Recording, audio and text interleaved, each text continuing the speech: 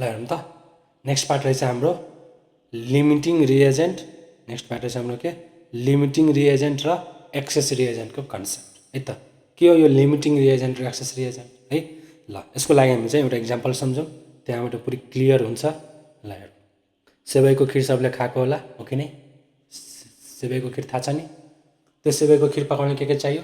दुध चाहियो, चिनी चाहियो अनि सेवै चाहियो हो कि नै? ल हेरौँ त यहाँबाट हामीले चाहिँ हेर्दाखेरि है के चाहियो सेवैको खिर पकाउनलाई? सेवै चाहियो। ल मैले एउटा सेवै लिएँ यहाँ है त, एक प्याकेट सेवै, एक प्याकेट सेवै लिने है त। ल एक प्याकेट सेवै भयो, यो देखिरह्यो होला, एक प्याकेट सेवै भयो। ल भनौँ अझै के चाहियो? दुध चाहियो। ल एक प्याकेट सेवैमा कति चाहियो त? 1 लिटर दुध लिएँ मैले। ल हेरौँ 1 लिटर दुध लिएँ है त, 1 लिटर दुध लियौँ। चिनी कति चाहियो? 250 ग्राम चिनी चाहियो। ल 250 ग्राम के लियौँ त? चिनी लियौँ। 250 ग्राम चिनी लियौँ हामीले। यो तिनटैलाई मिलायो भने के पाक्छ? मस्त खिर पाक्छ। के पाक्छ त? खिर पाक्छ है त। यो कति भयो? एउटा प्याकेट, यो भयो 1 प्याकेट, 1 प्याकेट सेवै है, 1 प्याकेट सेवै, आधा किलो सेवै पनि भन्दा हुन्छ। यो भनेको 1 लिटर दुध भयो, 1 लिटर दुध भयो हो कि नै? यो भयो के 250 ग्राम चिनी भयो। कति भयो? 250 ग्राम चिनी भयो। यो सबै मिलेर मस्त के पाक्छ भन त? के पाक्छ? मस्त खिर पाक्छ है त। ल यहाँ खिर नि पकायो हामीले। ल के पाक्यो? खिर पाक्यो है त। खिर पाक्यो नि? ल पाक्यो। अब खान बाँकी छ है त। ल हेरौँ यहाँबाट चाहिँ हामीले यो कन्सेप्ट कसरी बुझ्ने है। यो के भयो हाम्रो? खिर भयो, खिर, खिर भयो, खिर है त। के को खिर? सेवैको खिर। ल के चाहिन्छ हामीलाई? 1 प्याकेट सेवै, 1 लिटर दुध, 1 लिटर दुध, दुधको लिटरको स्पेलिङ मिस्टेक भयो, LITRE लिटर है त। ल हेरौँ 1 प्याकेट सेवै, 1 लिटर दुध र 250 ग्राम चिनी लियो भने मस्त खिर पाक्छ है। जस्तो स्वादिलो हुनु पर्यो त्यस्तो खिर पाक्छ। पाक्यो। ल हेरौँ यसमा चाहिँ हामीलाई होइन अहिले खिरको एमाउन्ट केमा डिपेन्ड गरेछ? सबैमा डिपेन्ड गरेछ, सेवैमा, दुधमा, चिनीमा हो कि नै? मानौँ मैले होइन, इफ मैले है यहाँ 250 ग्राम नदिएर होइन मैले भने कि 100 ग्राम चिनी मात्र युज गर है। के भनेको छु? 100 ग्राम चिनी मात्र युज गर, अब खिर पकाऊ है। पहिला चाहिँ 250 ग्राम 1 लिटर 1 प्याकेट लिएर खिर पकाएको थियो, यति धेरै खिर पाकेको थियो हो कि नै? खिर पाकेको थियो। अब चाहिँ के भनेको? चिनी 250 ग्राम नलिएर 100 ग्राम चिनी मात्र ल्याऊ अनि खिर पकाऊ है। अब भन्न अब चाहिँ त्यति नै खिर पाक्छ? अरे पकाउनु त पकाइहाल्छ होइन, तर मिठो खिर पाक्छ? पाक्दैन हो कि नै? त अब 100 ग्राम चिनी मात्र लियो भने के दुध 1 लिटर लिनु जरुरी छ?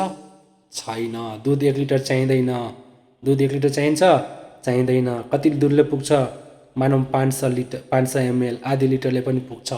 1 प्याकेट सेवै चाहियो? नो चाहिएन। कति हुन्छ? आधी प्याकेटले नि पुग्छ हो कि नै? आधी प्याकेटले नि पुग्छ।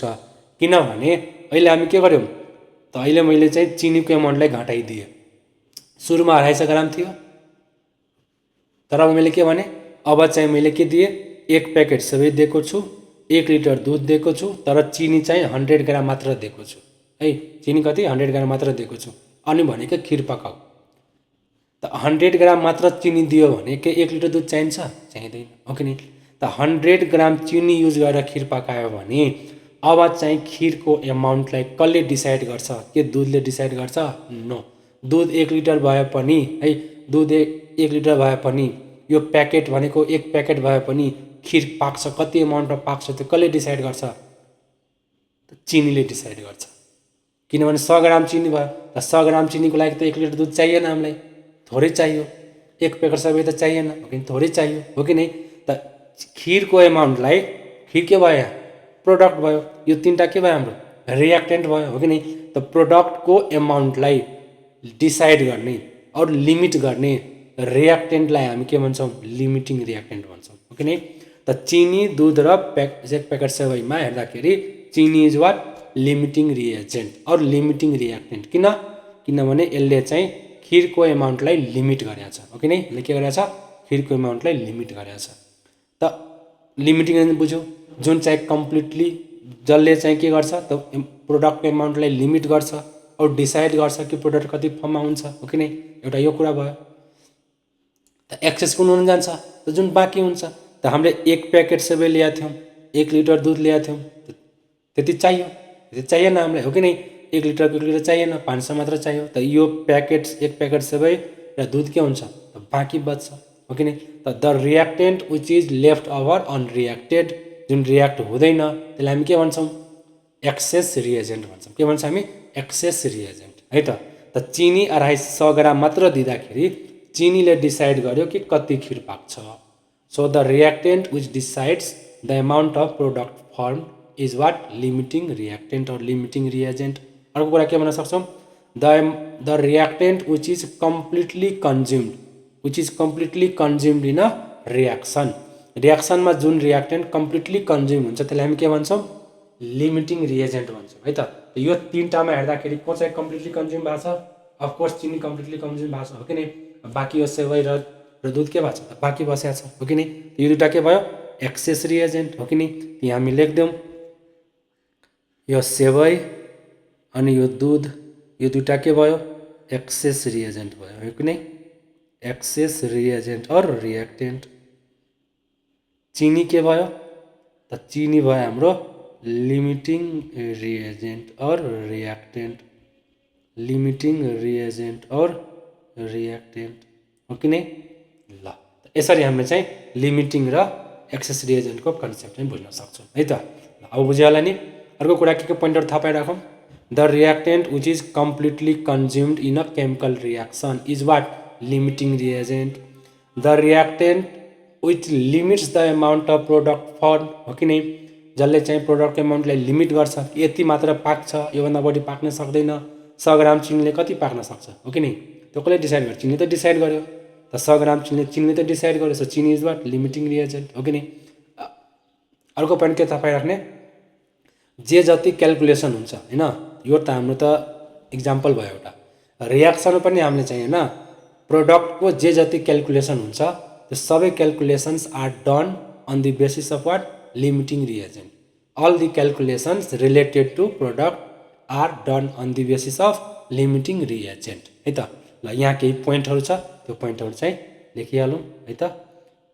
ल हेरौँ त, यहाँ हामीले चाहिँ लिमिटिङ एक्सेस रिएजेन्टमा केही पोइन्टहरू लेखिहालौँ। के लेख्छौँ, फर्स्ट पोइन्ट हामी लेखौँ। फर्स्ट पोइन्ट के हुन जान्छ, द रियाक्टेन्ट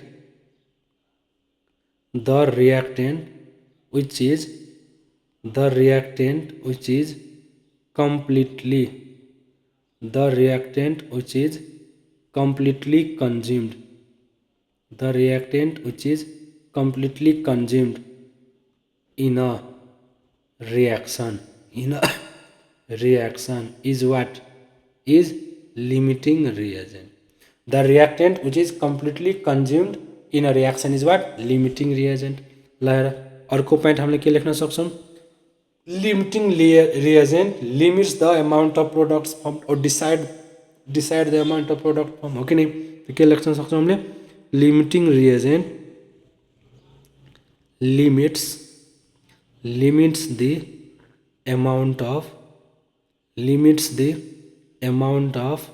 प्रोडक्ट फर्म,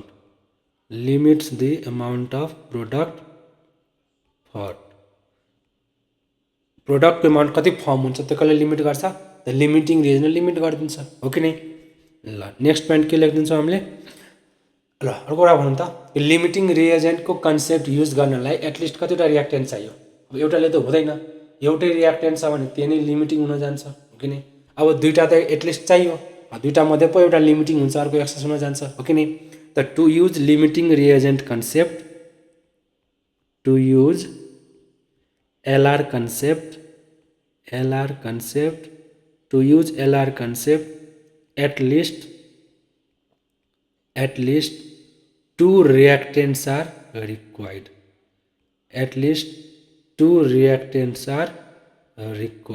हो कि नै। एटलिस्ट कतिवटा रियाक्टेन्ट चाहियो, त एटलिस्ट दुईवटा रियाक्टेन्ट चाहिँ हाम्रो के हुन्छ, चाहियो, हो कि नै।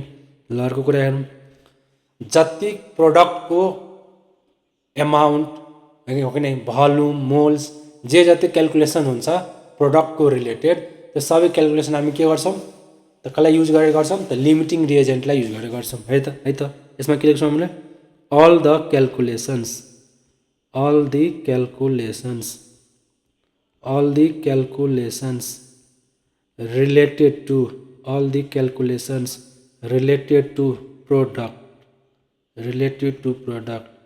are done on the basis of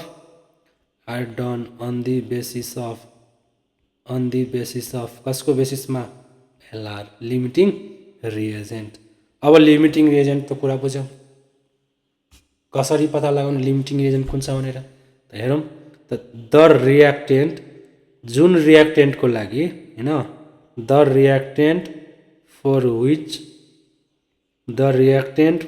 which है जुन रियाक्टेन्टको लागि मोल बाई स्टोइकियोमेट्रिक कोएफिसिएन्ट जुन रियाक्टेन्टको लागि mole by stoichiometric coefficient least हुन्छ the reactant for which mole by stoichiometric coefficient least will be what will be LR यो सजिलो तरिकाले हामी चाहिँ निकाल्न सक्छौँ जुन रियाक्टेन्टको मोल बाई स्टोइकियोमेट्रिक कोएफिसिएन्टको भ्यालु लिस्ट हुन्छ त्यो के हुन जान्छ लिमिटिङ रिएजेन्ट हुन जान्छ है त ल त्यस्तै गरी अब एक्सेस रिएजेन्टको कुरा आयो त एक्सेस रिएजेन्ट के भनेको थियो हामीले the reactant which is left over unreacted हो कि नै त के लेख्छौँ the reactant which is left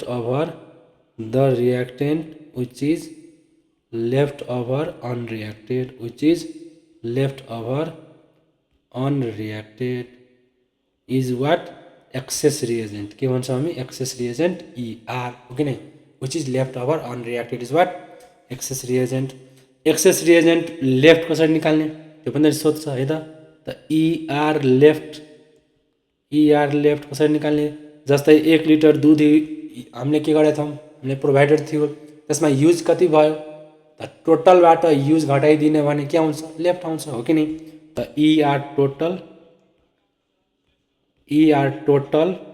टोटलबाट हामीले चाहिँ के गर्छौँ युज्ड माइनस गरिदिन्छौँ अनि के आउन जान्छ हाम्रो limiting reagent excess reagent left आउन जान्छ है त ER total minus ER use गर्यो भने के आउँछ ER लेफ्ट आउँछ है त ल यति कुरा भयो हाम्रो के लिमिटिङ रिएजेन्टको है त ल अब न्युमेरिकलमा जाउँ न्युमेरिकलमा गएपछि हामी झन् क्लियर हुन्छ हो कि नै जस्तै हेरौँ first numerical if 30 grams of magnesium and 30 gram oxygen ल हेरौँ म्याग्नेसियम अक्सिजनलाई रियाक्ट गरेको छ दुवैको वेट दिएको छ है अहिलेसम्म जति क्वेसन गरेका थियौँ हामीले त्यसमा एउटै रियाक्टेन्टको वेट दिएको थियो हो कि नै र त्यही एउटै रियाक्टेन्टबाट हामीले प्रोडक्टको एमाउन्ट निकालेको थियौँ तर यहाँ चाहिँ दुवै रियाक्टेन्टको वेट दिएको छ अब यहाँबाट हामीले एउटा लिमिटिङ हुन्छ अर्को एक्सेस हुन जान्छ र लिमिटिङ रिएजेन्ट कन्सेप्ट युज गर्नै पर्छ जस्तो क्वेसन सल्भ गर्नलाई है त ल दुवैलाई रियाक्ट गर्यो then the residual mixture contents MgO यति दिएको छ हो कि नै त म्याग्नेसियम अक्सिजनलाई रियाक्ट गरायो भने के फर्म हुन्छ कोर्स MgO फर्म हुन्छ हो कि नै त रियाक्सन लेखौँ पहिला Mg+O2 गिभ्स के MgO दुईटा छ त 2 गरौँ यता नि 2 गरौँ 2Mg+O2 गिभ्स 2MgO रियाक्सन पहिला लेख्नु पर्यो लिमिटिङ रिएजेन्ट कन्सेप्ट युज गर्नलाई रियाक्सनलाई ब्यालेन्स गर्नु पर्यो है त रियाक्सन लेखेर रियाक्सन के गर्नु पर्यो ब्यालेन्स गर्नु पर्यो ल हेरौँ अब हामीले हैन यहाँबाट के भनेको थियौँ हामीले मोल बाई स्टोइकियोमेट्रिक कोएफिसिएन्ट जुन रियाक्टेन्टको लिस्ट आउँछ that will be the what limiting reagent त दुवैको मोल बाई स्टोइकियोमेट्रिक कोएफिसिएन्ट निकाल्ने ल हेर निकाल म्याग्नेसियमको पनि अक्सिजनको पनि ल हेरौँ त mole by stoichiometric coefficient of magnesium कति त म्याग्नेसियमको मोल कति मास दिएको छ 30 ग्राम त given mass by molar mass कति त म्याग्नेसियम कति हुन्छ 24 स्टोइकियोमेट्रिक कोएफिसिएन्ट कति छ 2 त इन्टु 1/2 हुन जान्छ त यो 2 हुन गयो यो कति भयो 30/48 भयो ल त्यस्तै गरी अक्सिजनको लागि युज गर्यो भने 30 gram given mass by molar mass कति 32 स्टोइकियोमेट्रिक कोएफिसिएन्ट कति छ 1 त डिभाइड गर्यो 1 ले त 1 त यो कति हुन गयो 30/32 ल हेरौँ तलको पोर्सन हेरौँ तल 48 यता 32 त कुन लिस्ट आउँछ अफ कोर्स म्याग्नेसियमको mole by stoichiometric coefficient will be least यो के हुन जान्छ लिस्ट यो हुन जान्छ लिस्ट लिस्ट भयो भने जसको मोल बाई स्टोइकियोमेट्रिक कोएफिसिएन्टको भ्यालु लिस्ट आयो that will be what limiting reagent therefore magnesium is LR limiting reagent O2 is what O2 is excess reagent O2 is what excess reagent यो भयो अब जे जति क्याल्कुलेसन हुन्छ हामीलाई के सोधेको छ अक्सिजन MgO को वेट अक्सिजन भनेको बाँकी के हुन्छ त एउटा कुरा हैन अप्सन हेरेर पनि हामीले भन्न सक्थ्यौं त कुन चाहिँ लिमिटिङ कुन चाहिँ एक्सेस हो भनेर किनभने लिमिटिङ कम्प्लिटली कन्ज्युम हुन्छ हेरौँ यहाँ चारवटै अप्सनमा म्याग्नेसियम कतै छैन भनेको म्याग्नेसियम लिमिटिङ होला अनि त कम्प्लिटली कन्ज्युम भएको छ त एक्सेसको अफकोर्स अक्सिजन एक्सेस भएर पो यहाँ दिएको छ अप्सनमा हो कि नि अक्सिजन के हुन जान्छ एक्सेस हो कि नि र म्याग्नेसियम के लिमिटिङ अप्सन हेरेर पनि थाहा पाउन सक्छौँ तर एमाउन्ट कति फर्म हुन्छ त्यसको लागि चाहिँ क्याल्कुलेसन गर्नै पर्छ है त अब यो प्रोडक्टको एमाउन्ट कति हुन जान्छ त्यो निकाल्नलाई हामीले के गर्छौँ त लिमिटिङ रिएजेन्टलाई युज गर्छौँ त रियाक्सन अनुसार हैन रियाक्सन अनुसार हामीले चाहिँ म्याग्नेसियम र MgO को मोल बाई स्टोइकियोमेट्रिक कोएफिसिएन्ट इक्वल गर्न सक्छौँ कि नै भनौँ त mole by stoichiometric coefficient of magnesium equals to mole by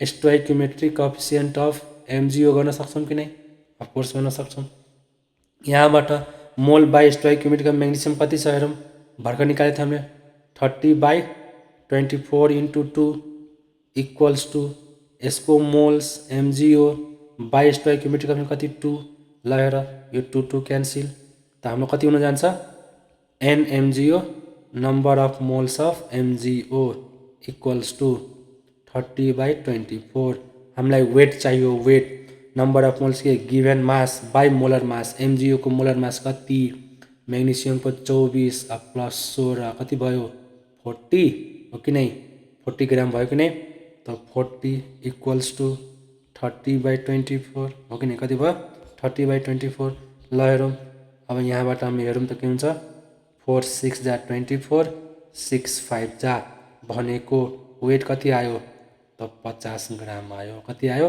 50 gram आयो so answer will be what 50 gram MgO त 50 ग्राम त MgO आयो कति आयो 50 ग्राम MgO आयो त 50 ग्राम MgO आयो त आन्सर हाम्रो चाहिँ डाइरेक्ट अप्सन हेरेर चाहिँ हामी निकाल्न सक्छौँ 50 ग्राम MgO हो कि नै तर यहाँ के भनेको छ 10 ग्राम O2 त एक्सेस रिएजेन्ट लेफ्ट कसरी निकाल्ने त एक्सेस रिएजेन्टको लागि युज कति भयो हो कि नै यो 30 ग्राम म्याग्नेसियमसँग एक्सेस रिएजेन्ट युज कति भयो त त्यहाँबाट हामीले पनि त्यो गर्न सक्छौँ हो कि नै त युज भनेको 30 ग्राममा कति युज भएको होला हो कि नै हेर त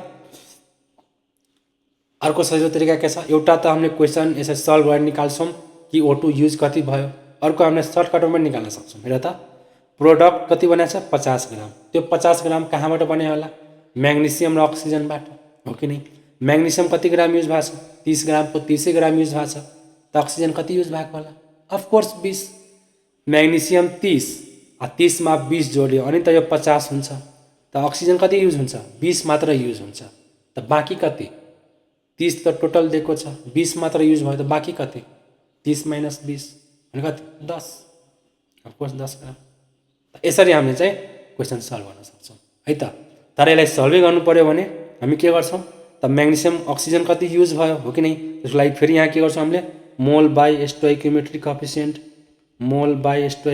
coefficient of magnesium equals to mole by stoichiometric coefficient of O2 गर्छौँ हो कि नै यहाँबाट हामी युज निकाल्छौँ मोल बाई स्टोइकियोमेट्रिक कोएफिसिएन्ट कति छ 30/2 into 24 हो कि नै इक्वल्स टु मोल बाई यसको कति हेर त यसको moles O2 by stoichiometric coefficient 1 छ यहाँबाट मोल गऱ्यो भने 6 4 जा 24 6 5 जा हो कि नै कति भयो 5/8 हेरौँ त यहाँ गऱ्यो भने हामीले number of moles of O2 कति भयो 5/8 त weight given mass by molar mass कति 32 कति भयो 5/8 8 4 जा त वेट कति भयो हाम्रो 20 20 ग्राम हो कि नहीं।